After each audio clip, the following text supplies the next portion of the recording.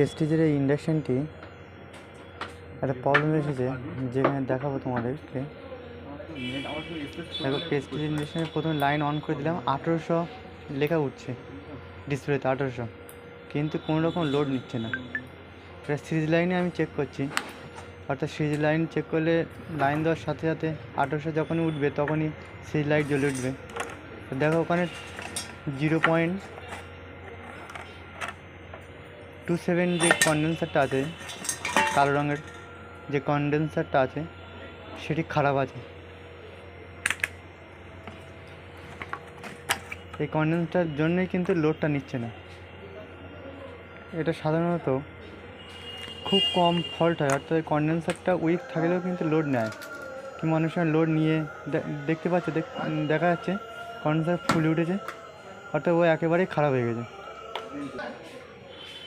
তো কন্ডেন্সারটা নতুন আমি লাগিয়েছি, লাগানোর পরে এবার আমি লাইনটা চালু করব।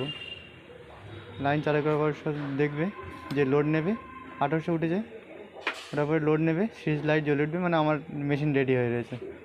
এখন কথা হচ্ছে যে ওই ক্যাপাসিটারটা যেহেতু শর্ট আছে, অর্থাৎ ওপেন, তো সেহেতু লোড নিচ্ছে না, কারণ ওখানে রেজোন্যান্ট ফ্রিকোয়েন্সি তৈরি হচ্ছে না, তার জন্য কিন্তু লোডটা নিচ্ছে না।